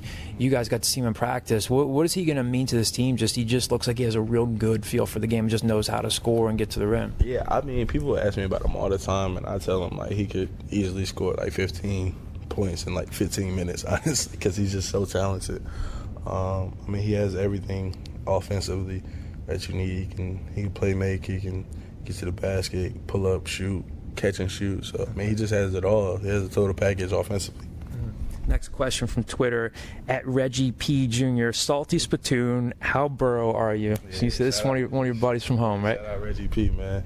That's one of my homies, one of my closest homies, honestly. But how Burrow am I? I mean, dog, I'm the epitome of Greensboro, honestly. Just got it out the mud, but definitely trying to put people on in the future. We always talk about how, life after basketball. I always talk about that with him and his brother Juice Perk, who I played high school ball with, and his cousin John. We all played together in the high school. It's just it's all our big brothers. So it's Jordan's blood brother. That was my point guard in high school. It's John's cousin. He was our small forward. And then I'm just kind of like the adopted cousin. So, yeah. So, but yeah, most Burrow dude out here, for real. Shout out Greensboro, man. I don't have much for you. Do you hear, I guess a lot of players go through this, game's over, you guys go back and look at your phones. How much do you hear from your friends at home saying, I watched you, you did this? Do they praise you all the time? Do they critique you all the time? What's it like? Definitely these three that I just mentioned, they do the most critiquing just because I respect their basketball opinion. And I know, they know what they're talking about. Jordan plays at North Carolina Central. He's been the point guard there for the past 3 years. He's been all-conference, all-first-team rookie. John Newman, he's going to have a breakout year at Clemson this year, so I always respect his input. And then Reggie played basketball at Catawba. He just knows the game of basketball really well. So I always respect their input and their critique, but most of my friends back home, first thing I always see is Instagram. They always mention me on their story. It's a bunch of those. So shout out to them. Shout out to all my friends and family that always watch me. Always support me. I do it for them. I do it for everybody back home and everybody that supports me. Speaking of your family, so Chris Clark, who walked by, we talked about before, recruited you, says your whole family Steelers fans? Yeah, I didn't. How's this happen? I didn't really have a choice when I was born. So my godfather, my dad, and all my godfather's nephews are all Steelers fans. So we actually have a man cave back home. It's all Steelers out.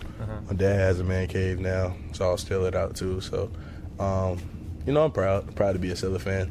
Having a rough year this year, but I've got to see my team win 2 championships. So while I've been alive, so most people can't say that. Patriots and Giants fans can say that, but most people can't say they've seen their team win 2 championships while they've been alive. How did they become fans? Is it just because they were like the big national, like the national brand, like Joe Green and all the guys that like from the 70s and the 80s, and Bradshaw and Stallworth and all those guys? Yeah, so they both told me like growing up, it was either the Cowboys or the Steelers. So I'm glad I'm not a Cowboys fan, because all my friends that are Cowboys fans, like, they've never seen their team win a playoff game, I think. So, as a Steelers fan, I'm just grateful we've won 2 championships while I've been alive, compared to Cowboys fans who have been bad since I've been alive. So I've been born at the right time. Do you get to does Tyler Matakevich ever stop by and talk to you guys when he comes back at all? No, I've never met him before. No. But I do know Hassan Reddick, because we worked out in the same gym at Greensboro. Because he had some crazy story, like his sister-in-law or something maybe is married to this guy who owns a gym that I work out in Greensboro. Okay. So he works out there sometimes. So met him one time, so that was pretty cool. That was a Temple connection. Temple hours are all over the world, so definitely meet him all the time. Tell us about the new guys, particularly Josh and Damian. I know Dame's a little banged up now. He's got to wait for his foot to heal, but Josh will be able to play right away. Ty, I think, is probably going to sit out. Jake's waiting to hear. But what have those guys meant to the program so far, even just seeing them on the practice floor? Josh and Dame are going to be really scary when they're seniors, junior seniors, just because they're both so talented at such a young age. Dame is he knows the game really well, can get to his spots, he just knows how to play basketball. And Josh is super athletic, one of the most athletic dudes I've ever been around.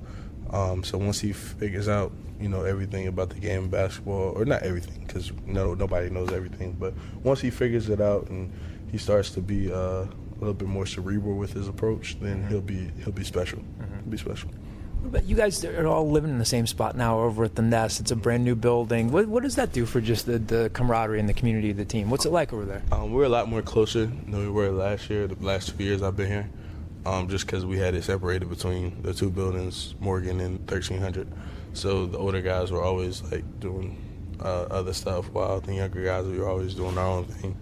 So this year it's a lot more camaraderie. It's a lot more just chemistry, and I think that's carried on to the court, and you can see it in the Bahamas, because it always seemed like we just like playing together. I like asking the guys this. I've asked Nate this question. What do you like to do? You guys get asked the same questions by us all the time. It's like after games. It's like, talk about that run in the game, or what are you looking forward to? All this stuff. But what's something that you like to talk about that you don't, or do off the court that you don't get asked about? Because again, you guys, once the season starts, it's the same stuff. What's something that you like to talk about that you don't always get a chance to get asked about? So if you go on my Instagram page, you'll see some of the pictures from last year. But we get dressed before the games, and I don't if you're familiar with the page League Fits. It's really big nowadays, so shout out to them. But we throw on nice outfits before the game, and it's just kind of like a look good, play good type deal, feel good, all that stuff. Just build some confidence in you, you know what I'm saying, like when you got your nice clothes on. So that's big to me. I'm really into fashion, and yeah, that's kind of like my favorite thing off the court. Thanks, JP. Really appreciate it. Good No spend problem. time with you, man. Appreciate it, man. All right, so there you have it. Some great stuff from JP. Again, a true pleasure to talk to him. Like I say, he's a really insightful guy. Love what he had to say about. I thought one of the cool things he talked about was, when he talked about pressure and whether he gets nervous or not. He's like, no, this isn't pressure. There are other people in life who are facing pressure. This is fun. I really enjoy it. And it's just talked about, like a lot of the guys have talked about. I think one of the interesting things he said was, there's definitely been an uptick in excitement and enthusiasm. Again, words are what they are. These guys have to go out and play. I don't think Temple's going to, it's going to be an uphill battle for them to win a national championship this year. But yet another guy who's saying, like, Fran used to talk about getting to the tournament. Aaron's talking about, I want us to matter. I want us to play for a national championship. And he even mentioned Aaron's address to season ticket holders last week down at Chickies and Pete's in South Philly. And does seem to be a different vibe around the facility. Obviously, it all changes next month once the games start going, and we'll dissect all the strengths and weaknesses. That's 14 as of recording, 13 as of against those Drexel Dragons, the Fighting Zach Spikers.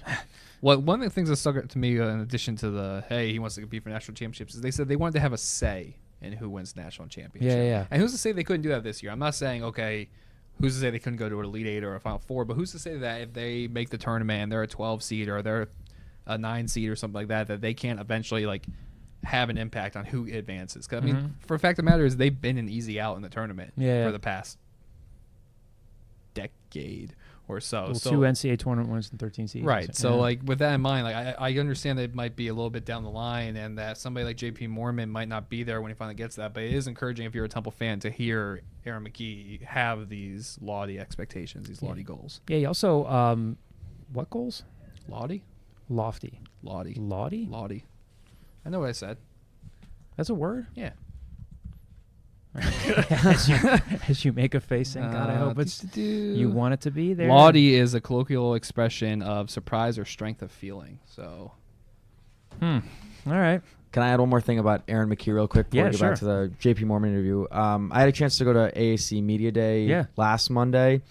It was really cool to hear Aaron McKee talk about, obviously he's a former NBA player, former college basketball player. He's been around guys that are played a lot more recently than someone like Fran Dunphy.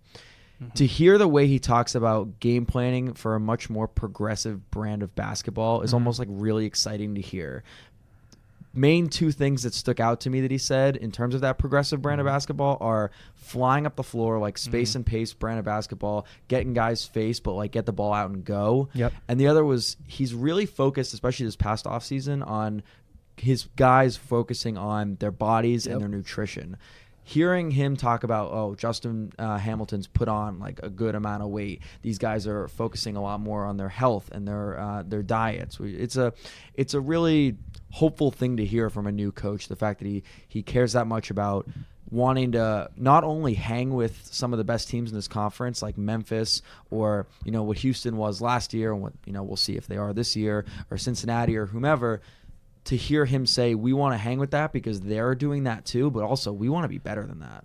Right, and I think an important part with that, especially with the conditioning, how that was the hiring of Brady Welsh. Yeah. Right, who he's 26, 27 years old, but everything you hear about him is rave reviews. He was a star in the making down at IMG. So I think that was one of the things that Aaron McKee entered when he took over this program was, look, I know that this aspect of our game, if we want to run, if we want to play like Florida State, if we want to go up and down the field, down the floor, that we need to be better conditioned than we have been in the past. And I think everything, we haven't seen it yet because other than hearing, whispers down the lane of a scrimmage win over Georgetown, which Georgetown people got in my mentions and accused me of being fake news. And I want to make sure that it's known that I am not fake news. No, they did. And obviously, again, we're not there for, I don't know how much situational stuff they worked on. Sometimes these aren't always straight, 40-minute games. Absolutely. But speaking of that, you did hear JP say, we out-rebounded them, and they're bigger than us. So that's good to hear because, again, rebounding or lack thereof has been a huge, huge issue for this program, especially how they got it handed to them, 2 seasons ago in the Houston game. I think that's a good comparison. Is that Houston, I think they didn't start anybody above 6'7" on that team. 6'8", but Calvin Sampson really just coached them up. And it was effort and positioning and knowing where to be when the ball misses, and it also helped that Temple missed a lot more shots in Houston than that. But yeah, and JP's going to be one of those guys too. I think it's going to be a really interesting season for him, not just because he's I've always, I don't think he said it in a cocky way. You heard him. I've always kind of looked at myself as a leader. I may not be, I can say he's a really, really smart, measured guy. He's I don't always have to be the most vocal leader, but he's kind of, it sounds cliche, but he's really kind of old school in his approach, really cerebral, really tough. He'll feel good if he gets 9 rebounds but only takes 2 shots. He's going to live with that. But again, he is a guy who could knock down some shots for him this year. But yeah, he talked about rebounding and said it's just, it really is about just effort and just wanting the ball. It sounds simple, but that's a positive development to take from that game because they've really, really struggled there. Yeah, an interesting thing with JP, this will be the first year. He's a tri-captain, I believe is the phrase you're using. Yeah. This is going to be the first year that he enters the year knowing I have a major role in this team. Yeah. When he was a freshman, it took him a while to carve out any role. Even last year as a sophomore, he ends up starting towards the end, but he didn't start until February. He was coming off the bench. He was just an energy guy off the bench, and I would be surprised if in 14 days when they play Drexel, if he's not in that starting lineup. Yeah, I would think he's. I mean, we don't know for sure. I've been told that the starting lineup's still fluid, but I would be mildly surprised if he doesn't start. He talked about that Davidson game last year being a turning point for him. A lot of us, of course, remember Quentin Rose getting that steal and winning the game for him there. But JP had 14 in that win over Davidson. He went scoreless in the previous 2 games against Villanova and UMass. Just had 1 shot attempt in those 2 games. That's what I'm talking about there. Where like. Again, I don't think he struggles with like a lack of confidence or anything, but he did say, yeah, that was a little bit more of a confidence boost for me. But I just think they need him on the floor as much as possible for his versatility. He talked about Brady and said, I didn't necessarily need to get like too much stronger, but he's like, he doesn't need us to like deadlift 500 pounds or anything crazy, but he talks about our mobility, our flexibility and stuff like that. And I think it's really helped. And, but yeah, I mean, he's a junior, Q's a senior, Nate's a junior, so it obviously says a lot about Nate too. I mean, we see how demonstrative Nate is out on the floor in terms of just being that defensive spark plug and not being afraid to guard anybody. But yeah, again, I think he's going to be one of the. It sounds like another cliche. I think JP is going to be one of the steadying forces on this team. He really, truly doesn't seem to get too high or too low, and I think you're going to see his stat line kind of fluctuate in terms of like one game. They won because he got 9 or 10 rebounds, or they won because he went 5 of 8 from 3-point range. I think they're going to need that from him this 5 of year. 8 would be quite the performance. Sure, but still, you just casually dropping 15 just from threes. Well, if they can, depending on how quickly someone like say Josh Pierre-Louis develops, and a lot of the guys have talked about. Man, he's insanely athletic. It's just a matter of him kind of just putting it together as a freshman. If he can drive and dish, and someone like JP's out on the perimeter. I mean, he came to college with a good shooting stroke, and not a broken shot by any means. So he could also be that guy. You think about the JP, especially last year. You talked about he came off the bench for a lot of the first part of the year. You never, even now, I don't think of him like he's a shooter yet. But thinking back on it, he had a handful of games in that latter maybe final third of the season where that corner 3 was really his spot. I don't think it was that Cincinnati game, but it was around there where he had one game where he just tore it up from 3 because nobody was really guarding him. Granted, he was getting somewhat open shots, but he was Cincinnati game 3 of 5. Yeah. Okay, that might have been it. Yeah. He was knocking down shots with some consistency, and as long as JP can be the guy that can spread the floor a little bit, like he's gonna get rebounds. But if he can be a threat from outside and just draw some attention, that creates a whole new brand of offense for this team, which could be really cool to see. Yeah, he talked about. I thought one of the cool anecdotes he had was like at the beginning of the year, like early on, it was like I'd get the ball and you'd hear the opposing coach say driver, driver, driver. It's like later on it became shooter, shooter. And again, not that he was like building himself up to be like Larry Bird or anything like that, or LeBron James, but again, he can give you that. So hopefully you guys enjoyed that interview, and again, we'll try to get as many as possible. Maybe try to squeeze in a couple more guests before the season starts. I think they're going to have a media day one day next week. It might be next Tuesday, so we'll have coverage of that for you as well. Let's get to the mailbag here. Got plenty of questions coming in from the message board. A couple coming from Twitter as well. We'll kick off one from Twitter from at the I Believe guy.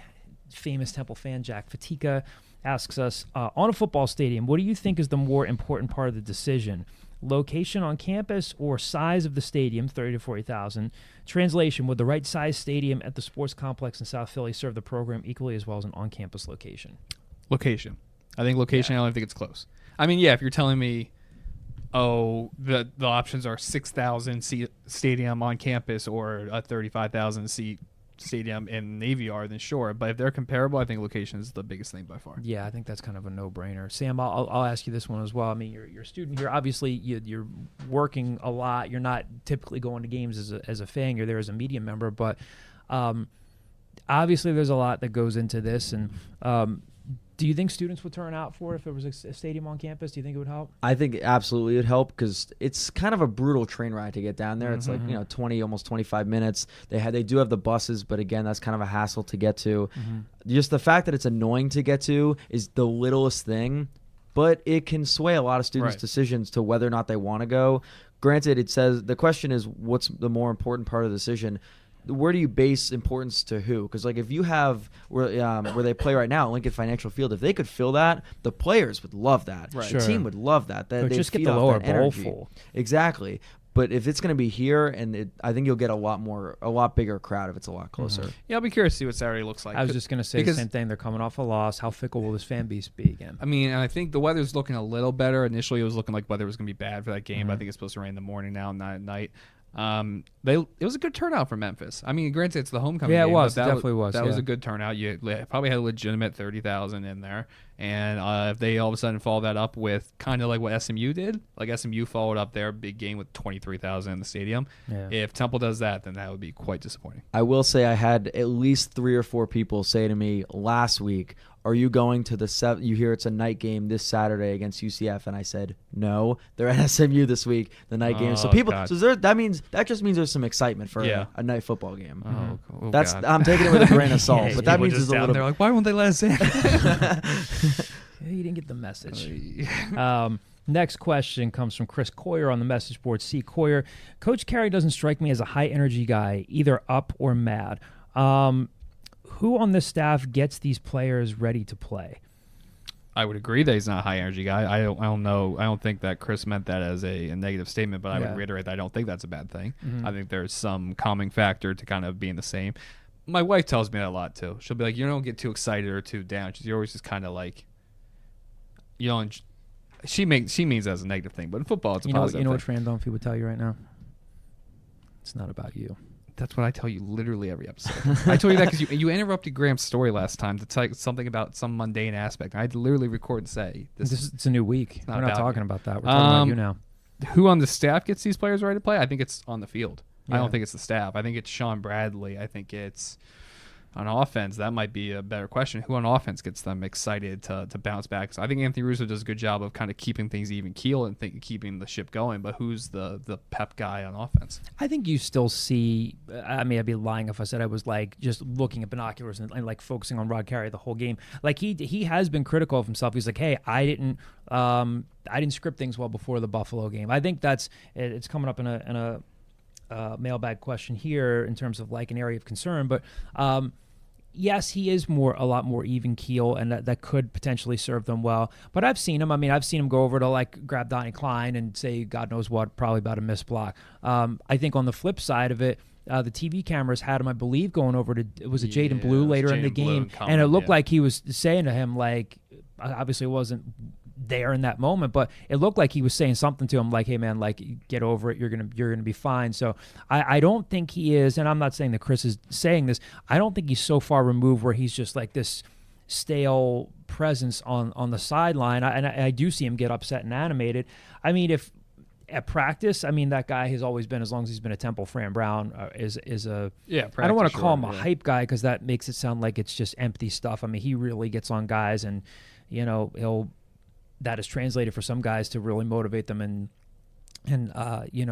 round out some edges for guys like Sean Chandler and Tavon Young to get them into the NFL. So I would say that's a guy. I'm not saying that Fran is out there giving fiery speeches before games and stuff like that, but I think there's probably a little bit more of that goes on than obviously, if people are looking for Rod Carey to be like Jeff Collins, he's not going to be, but I think he's a little bit more fiery than people give him credit for. But I also think that's a fair point and a good point too, that a lot of times it's players. You can even see the way Rod handles that when it came to the single-digit guys. Rod didn't ask for this like theatrical production of like, here are all the cameras on me. Here's who's getting a single digit. He was like, you guys voted for this. Sean, you want to read this? So, the only other thing I'll say is, again, we've talked about this before. Colin Thompson has said, he's like, sometimes the guys don't look like they're totally up on the sideline. Maybe they don't need to be doing like the money down stuff, but I don't know. I would say maybe a guy like Fran, or, I can't say I know a lot of the new guys super, super well and what their sideline tendencies are, but I don't know. That'd be my best answer for that. Next question comes from Mike TB31. Any word on how, speaking of Fran Brown, any word on how Fran Brown and Gabe Infante are fitting with the staff, or if they are happy with what they have been doing? As Fran Duffy would say, I appreciate the question. Yeah. I don't think you would ever get Fran or Gabe saying anything other than, hey, I'm happy to be here. I love being in Philadelphia, Sure. blah, blah. But at the end of the day, I mean, their college assistant coaches are hired guns. If a better opportunity opens up, which I think is that's what the real question is here. Is Yeah. hey, are Fran and Gabe going to be gone after this year? Are they openly looking for other positions? We know Fran wants to be a head coach at some point. He wanted to be Sure. the head coach at Temple, and he's a very motivated guy. I don't know what Gabe's plans are. We used to be able to talk to, and this is not a knock on Rod. Not every head coach in America makes his assistant coaches available after the game. We don't talk to the assistants after the game. They're accessible during the spring and during preseason camp, which we appreciate, but haven't talked to them on the record, since the season started. But yeah, I mean, Fran's definitely a motivated guy. Gabe, I'm sure, is too. They'll have options at some point. I would imagine they're, if they're winning, they're happy. If they're losing, they're trying to correct it. But I mean, there'll be two guys that you watch at the end of the season to see if they have other opportunities or if they're going to stay. Right. The next question comes from Moose Jake 008. Owls haven't run the ball well the last 2 weeks. Memphis and SMU. What has been the problem? Was it because offensive line not getting push or running backs missing holes? I wouldn't say that they did not. Yeah, they rushed for 190 yards. Yeah, they ran the ball pretty well against Memphis on last Saturday at SMU. Nothing went well. I mean, I would agree that, sure, you've seen a couple of runs here and there last week where maybe somebody didn't hit the hole. I would also say one of the most obvious things to point out is once you get down that much, no, you can't completely abandon the run, but you got to start chucking the ball, and then you get equally more frustrated because you start chucking the ball and they're accurate throws and people are dropping it. Agreed. Yeah, I would say that. I would completely echo that. Echo that. They got down. They still ended up giving Ramon Davis 16 carries. The difference is that Jagger Gardner basically didn't play because they weren't running, and Ramon's the better receiving threat out of them. Yeah, I wouldn't say that, there are glaring areas of concern right now on the offensive line. I mean, obviously, like if Jovan Fair can't go and Leon Pinto falters, you say, okay, maybe there's not a great amount of depth there, but I wouldn't be as concerned about that. Next question comes from Diamond and Broad from the message board. What is the story with Wright's obvious aversion to contact, and is it true that the Owls do not tackle in practice? Again, we've talked about it. Isaiah Wright did not have a great game. He has run out of bounds a little bit more on some returns and stuff like that, but I don't know if that's a thing where he's trying to live to play another day, and do I take on a tackler as I'm about to go out of bounds, or do I just do the smart thing, go out of bounds? Again, tried asking for him today. He wasn't made available. Is it true that the Owls do not tackle in practice? I tend to think that this is fan overblowing. Yes. They tackle practice and they don't tackle to the ground. Yes. So that it's not or they that they practice don't tackling, they don't tackle to the ground. And one Smell has toast a lot. Jesus. And one doesn't have anything to do. There's no way that I'm willing to believe that, like, because they don't tackle to the ground in practice, that has affected Isaiah Wright's game this year. I don't see those two pieces connecting there. Obviously, again, he's got to get back on track. I mean, he's got to get things going in the return game. I think they have targeted him on offense. They haven't really put him in the backfield all that much, but this is probably a little bit of jumping on because they did just lose. But for all the talk of, we're going to use them all the different ways, they've given them 5 carries this entire year. Yeah. Which is even less than Dave Patno did, and people thought Dave Patno just destroyed. Like, he had 19 carries last year and 25 in 2017. He has 5 carries right now. Yeah. So they haven't. But Am I imagining that they put Freddie Johnson in the backfield at one time? Or no? What are you talking about? I thought wasn't there a snap where they put Freddie Johnson in the backfield, or no? Temple this year? Against last Saturday. Against SMU? I don't know. Let me look. You might be imagining that, or it's just something you picked up on that I didn't pick up on. If I'm wrong, forgive me. Yeah, it's probably the case. Jesus. 2 more questions here. One from Esther Boyer on the message board. Question for the Scoop crew. I remember Freddie Johnson had no offensive snaps against SMU. Then I don't know. Are you thinking of Trayvon Williams? Maybe Trayvon Williams was back there at some point? Maybe. He converted running back. I don't know. Who knows? Oh well. My bad. Anyway, Esther Boyer, question for the Scoop crew. I remember having high hopes for Dre Perry when he was a recruit. He has yet to show the athleticism he did in high school and seems to be slower as well. What is the hope for him this season and fitting into the rotation as he becomes an upperclassman? I want to hear Sam's opinion on this. Yeah. I definitely think that Dre Perry didn't live up to exactly where we would have wanted him to be last year. My hope for Dre Perry this year is to see JP Moorman, Justin Hamilton, and Dre Perry and have a running back by committee almost, or like a big man by committee. I don't best case scenario, all 3 of those guys play well and they get kind of equal minutes, and the starting lineup, as Fred Dunphy always says, doesn't really matter at all. I think he is an athletic guy. I think he'll you'll see a little bit more of that in the Aaron McKee era. Can he stretch the floor? Not really. Can he shoot? Not really. Is it the end of the world if he does? No, but you want him to be the guy that can push bodies around inside and can get up high to get a rebound. Does a transition to a more up-tempo, full-court offense benefit somebody like Dre Perry? Absolutely. Yeah. I think he showed up on campus looking the part already. He showed up on campus not looking like a freshman, looking jacked, looking like the person that in transition can kind of use his size to his advantage.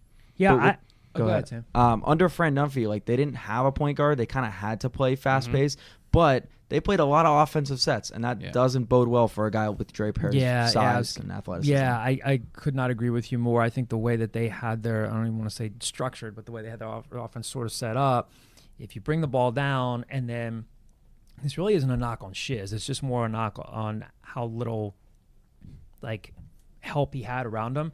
If Shiz comes down, he's like reading things, and he's like trying to take someone off the dribble, maybe can't, and does one of ththose fadeaway jumpers, and someone like Dre standing around there, again, that's not really his game.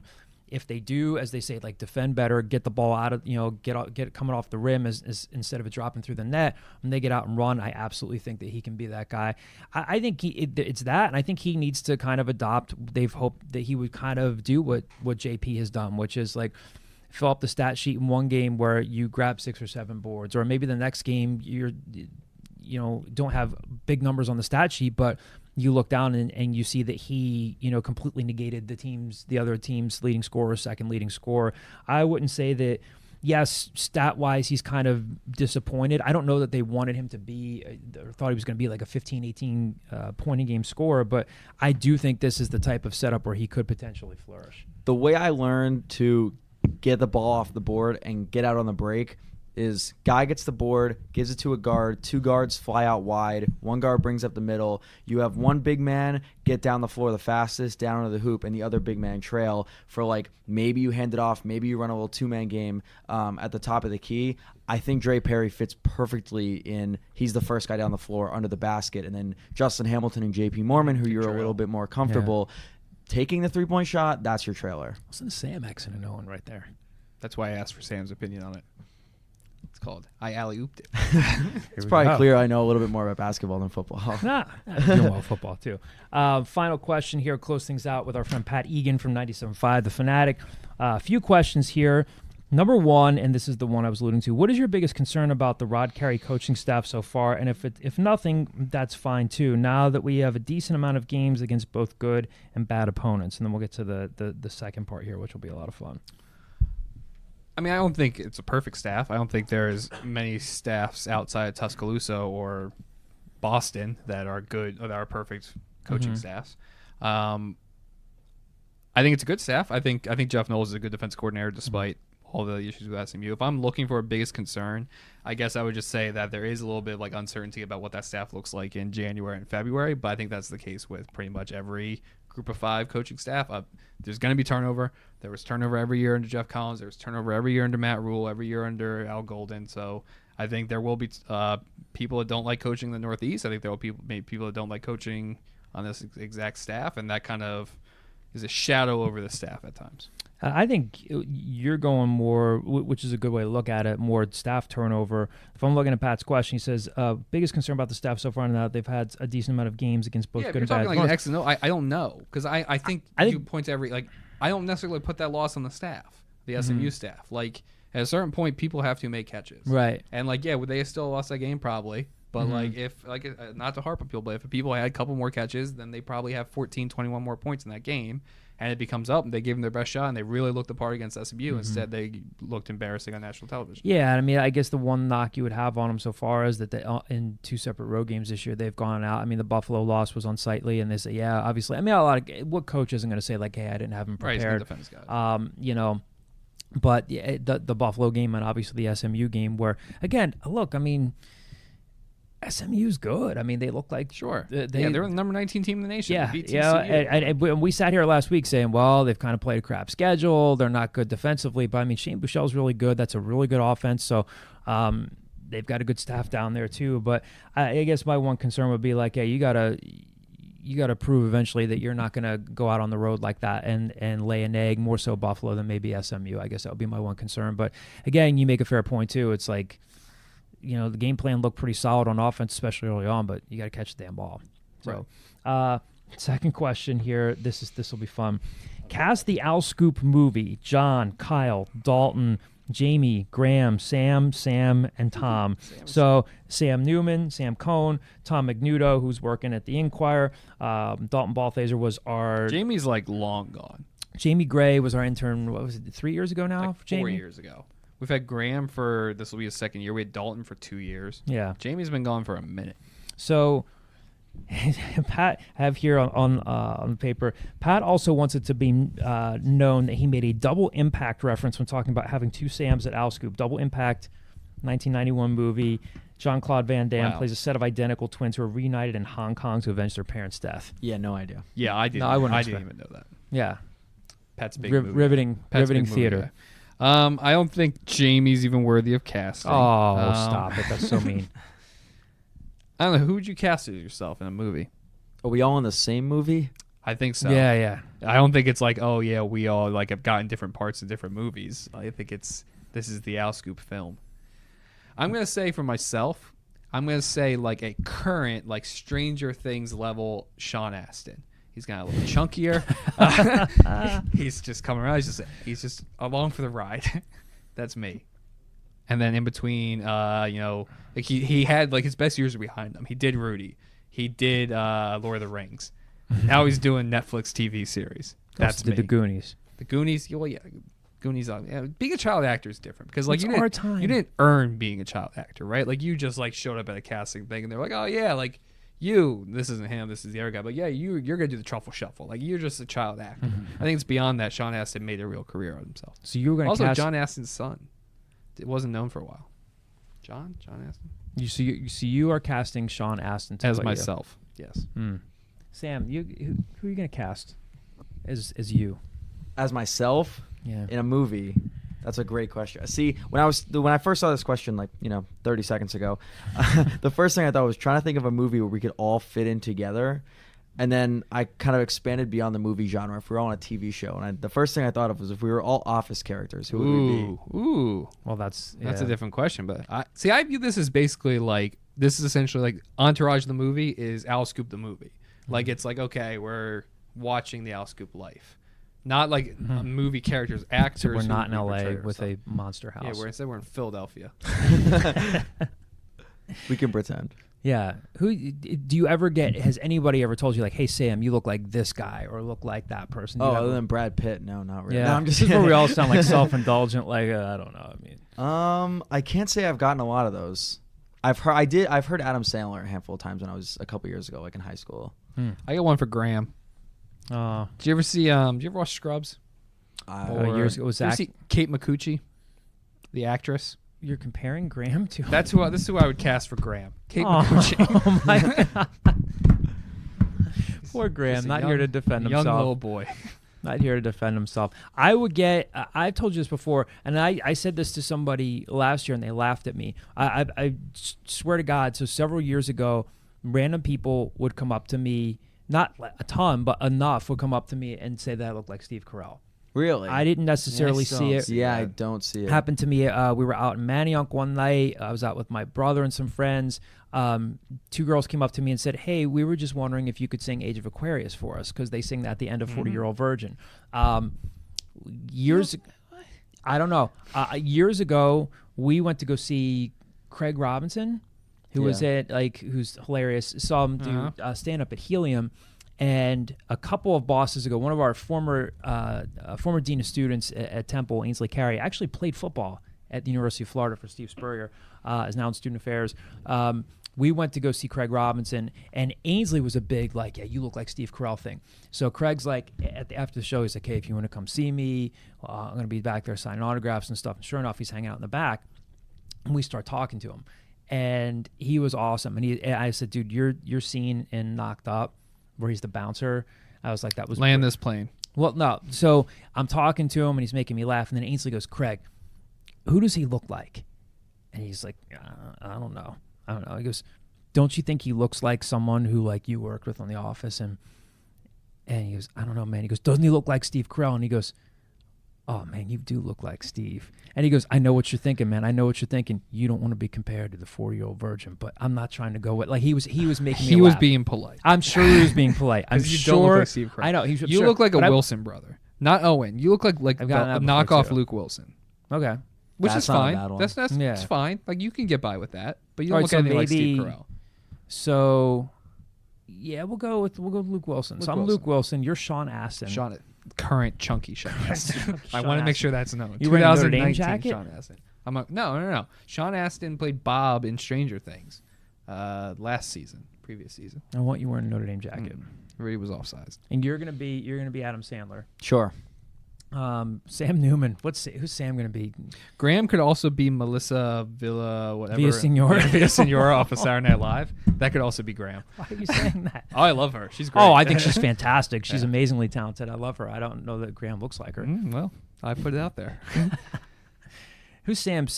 Who could we cast to play Sam? Sam an Newman, angry. Sam Cohn.